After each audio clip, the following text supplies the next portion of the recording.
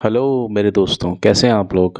मैं उम्मीद करता हूँ आप लोग अच्छे होंगे और अपनी ज़िंदगी को बड़ी खूबसूरती से निभा रहे होंगे।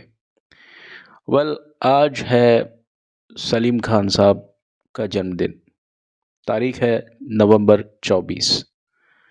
सलीम खान साहब जिन्हें किसी परिचय की ज़रूरत नहीं है, ये वही सलीम खान साहब हैं जो कि सलमान खान के पिताजी तो हैं ही, लेकिन फ़िल्म इंडस्ट्री में जो लेखन का जो स्तर है उसको बढ़ाने में, उसको एक नए स्तर तक पहुंचाने में सलीम खान का बहुत बड़ा हाथ है।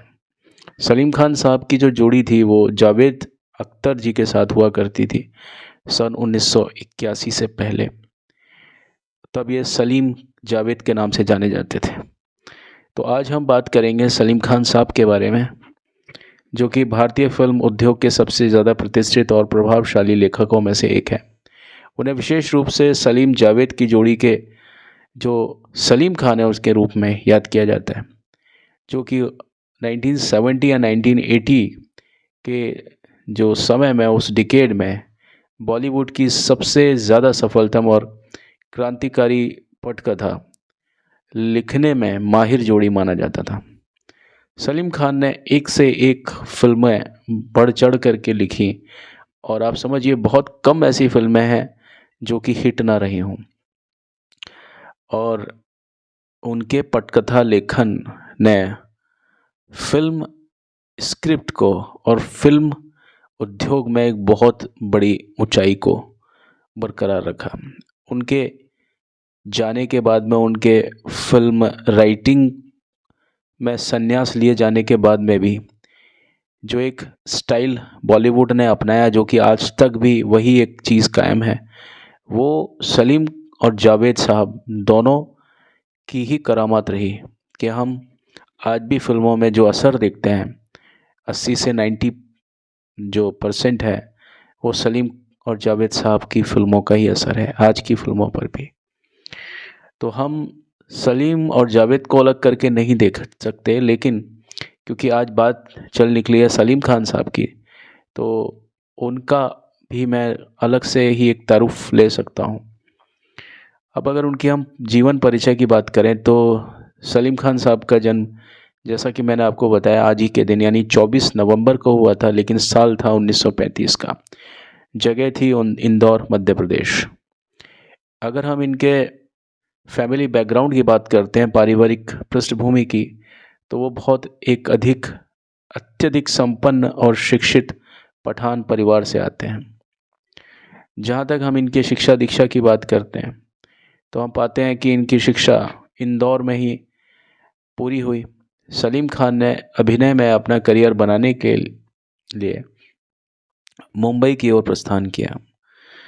सलीम खान ने शुरुआत में फिल्मों में कुछ छोटे छोटे रोल्स किए। हम उन्हें कई फिल्मों में गानों में पीछे देखते हैं। जैसे तीसरी मंजिल एक फ़िल्म थी जिसमें आप देखिए कि पर्दे के फ्रंट पर आपको शम्मी कपूर दिखाई देते हैं, लेकिन पीछे ड्रम्स पर सलीम खान साहब ही हैं। लेकिन उनकी असली प्रतिभा जो है वो लेखन में थी। ये बाद में उन्होंने जाहिर कर दिया था इस बात को। उन्होंने जावेद अख्तर के साथ मिलकर बॉलीवुड को ऐसी ऐसी कहानियाँ दी जो न सिर्फ एंटरटेनमेंट करती थी, बल्कि जो सोशल इश्यूज़ और नायक जो हमारे हीरो हैं उनके अलग अलग पर्सपेक्टिव को भी प्रस्तुत करती थी, जो कि आजकल की फिल्मों में ये मिक्सचर नहीं मिलता। सलीम खान की कुछ प्रमुख फिल्में इस प्रकार हैं। एक फिल्म थी जंजीर, जिसे कौन नहीं जानता, जो कि प्रदर्शित हुई थी सन 1973 में। इस फिल्म ने अमिताभ बच्चन को एक अलग पहचान दी। एंग्री यंग मैन का जो किरदार है अमिताभ बच्चन का, वो इसी फिल्म से गढ़ा गया था। इसके बाद आई थी फिल्म शोले, जो कि 1975 में प्रदर्शित हुई। यह मुझे बताने की ज़रूरत नहीं है कि आज तक भारतीय सिनेमा की सबसे बड़ी ब्लॉकबस्टर फिल्म रही है। उसी साल सन 1975 में ही फिल्म दीवार प्रदर्शित हुई थी, जो कि आधारित थी नैतिकता और रिश्तों के द्वंद्व की गहराइयों पर। इसके बाद में मैं मशहूर फिल्मों की ही बात कर रहा हूँ। इसके अलावा उन्होंने बहुत सारी फिल्में दी। इसके बाद आई थी त्रिशूल, 1978 और डॉन भी इसी साल यानी 1978 में। ये दोनों ही फिल्में आपको मनोरंजन के साथ में अमिताभ बच्चन का जो एक थोड़ा सा मिस्चीवियस जो उनकी पर्सनैलिटी है उसकी ओर इशारा करती फिल्में हैं। इसके बाद में आती है बात काला पत्थर की, जो कि प्रदर्शित हुई थी 1979 में, जो कि बात करती है समाज और इंसान की मजबूरियों के बारे में। वो एक कश्मकश जो होती है इंसान की ज़िंदगी में, वो कश्मकश उस फिल्म में दिखाई गई थी। कोयला खदान में जो मज़दूर काम करते हैं उनकी सच्ची एक घटना पर आधारित ये फिल्म थी, नाम था काला पत्थर। जहाँ तक बात करें हम लेखन शैली और योगदान की, तो कुछ यूँ है कि सलीम खान की कहानियाँ सामाजिक मुद्दों पर और जो ह्यूमन स्ट्रगल होता है, जो इंसान संघर्ष करता है हर जगह पर, और एंटरटेनमेंट जो लाइफ में आपके सारी चीज़ होती है, उनका सबका एक फ्यूजन था, वो मिक्स था। और इन तीनों चीज़ों को इस तरह से मिक्स किया जाता है फिल्म में कि वो फिल्म हमें ऐसा लगता था कि हमारी ज़िंदगी को ही कह रही है। बस फ़र्क यह है कि हम यहाँ हैं और हमारी ज़िंदगी हमारी आंखों के सामने है। अब सलीम खान ने बॉलीवुड में डायलॉग राइटिंग को एक अलग से एक मुकाम दिया, एक नई पहचान दी। उनके लेखक ने मसाला फिल्म्स के लिए एक नया आधार तैयार किया, जिसमें एक्शन भी होता है, ड्रामा भी होता है, रोमांस भी होता है, गाने भी होते हैं, और वो सभी तत्व होते हैं जो कि किसी फिल्म को पूरी तरह से एंटरटेनिंग और हिट बना सकें। यही कारण है कि आज हम देखते हैं कि सलीम खान साहब की यानी सलीम जावेद की लिखी हुई कोई भी कहानी है, वो आपको इतने सालों बाद भी यादगार और कालजयी नज़र आती है, और आगे आने वाले समय में भी इसका तिलिस्म, इसका जादू कभी टूट नहीं सकता। सलीम खान ने हिंदी सिनेमा में नायक के किरदार को बहुत ज़्यादा गहराई और जटिलता दी, और जहाँ जहाँ पर भी मैं सलीम खान का साहब का नाम ले रहा हूँ, वहाँ जावेद अख्तर भी उनके साथ में हैं।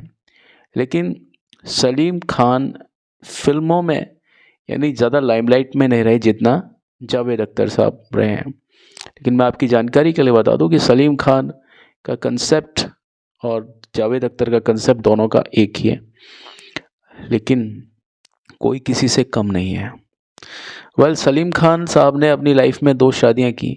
उनकी पहली पत्नी का नाम सुशीला चरक, जिन्हें हम सलमान खान की मम्मी के नाम से जानते हैं, जो कि ऑन स्क्रीन उनका नाम है सलमा खान, लेकिन उनका असली जो नाम है वो सुशीला चरक है। और उनकी जो दूसरी वाइफ हैं सलीम खान साहब की, वो है मशहूर डांसर हेलन। अब हेलन को कौन नहीं जानता, जो कैबरे का जो स्थापत्य जो किया, वो उसके लिए हेलन ही एकमात्र जिम्मेदार एक अदाकारा हैं, जिन्होंने कैबरे को फिल्म इंडस्ट्री में एक बहुत बड़ी ऊंचाई दी, और उनके नृत्य में कभी भी हमें अश्लीलता नज़र नहीं आई। बॉलीवुड की मशहूर डांसर, और कई फिल्मों में इन्होंने अभिनय भी किया है। सलीम खान साहब के बच्चे हैं सलमान खान, अरबाज खान, सोहेल खान, और एक बेटी भी है इनकी अर्पिता खान। और वैसे अलविरा भी है इनकी बिटिया, जिन्होंने अतुल अग्निहोत्री के साथ में शादी की, जो कि इस समय डायरेक्टर है, कई फिल्म्स को डायरेक्ट किया है इन्होंने। अब अगर हम बात करते हैं सलीम खान का प्रभाव, तो बॉलीवुड इंडस्ट्री में इनका प्रभाव आज भी है, और इनके बेटे यानी सलमान खान इंडस्ट्री के सबसे बड़े सितारों में से एक हैं। उन्हें पटकथा यानी सलीम खान साहब की बात कर रहा हूँ, उन्हें पटकथा लेखन के लिए कई अवार्ड्स भी मिले हैं, जैसे film fair life time achievement award.